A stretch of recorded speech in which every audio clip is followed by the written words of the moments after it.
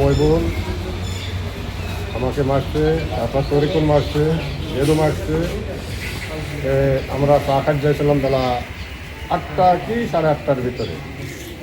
আর একটা তরিকুল বলে ছেলের সাথে আমি একটু কথা বলছিলাম, ও একটা কথা বলছে, আমি একটা কথা বলছি, এই কথা বলার সাথে সাথেই আপনি আমাকে মার আরম্ভ করেন। মারার পরে কে কমিটি মারছে আর আমাদের কোনো অভিযান নেই। 8:30টার ভিতরে সকালে জামাত সমস্ত কর্মী ছিলাম, তার কারণে ওদের হচ্ছে মূল রাগ আমার প্রতি যেমন কর্মী ছিলাম।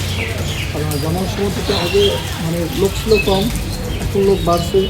এই কারণে প্রতিহিংসা বছরটা আমাদের তাদের একটা আক্রোশ আছে, সেই আক্রোশটা তারা কালে দেখাতে পারেনি। তারা আজকে সকালে আসছে, হয়তো ওদের পুরো প্ল্যান করেছে আমাদেরকে বাড়বে করা।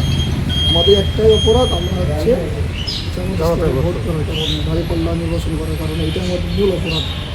তাদের কথা হচ্ছে তাদের আন্ডারে আমাদেরকে গ্রামে চলা লাগবে, তাদের কথা মতো আমাদের গ্রামে বসা লাগবে। আমি একটু ব্যবসা করে বাজে, আমি হোটেল ব্যবসী, আমার ব্যবসা আছে, সকালে হলে আমাকে বাজারে ব্যবসা করা লাগবে।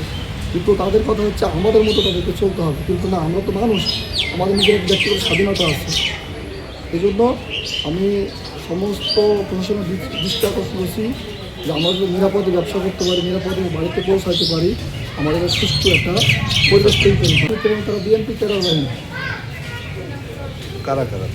আমরা মূলত কারোর সঙ্গে ঝগড়া করি না।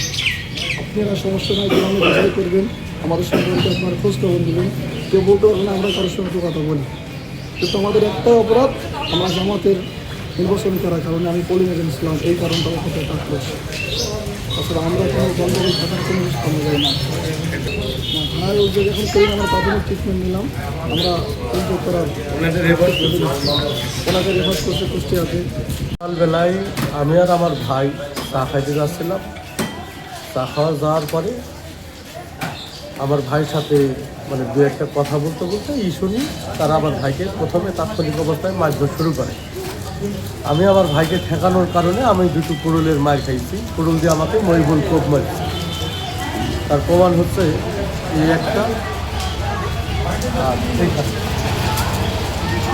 আর বাকি আধার তো দেখতেই পাচ্ছেন আমার ফেসের কী অবস্থা। ঠিক আছে, আমাদের অপরাধ একটাই যে আমরা কালকে জামাতের ভোট করছি, এই হচ্ছে আমাদের অপরাধ।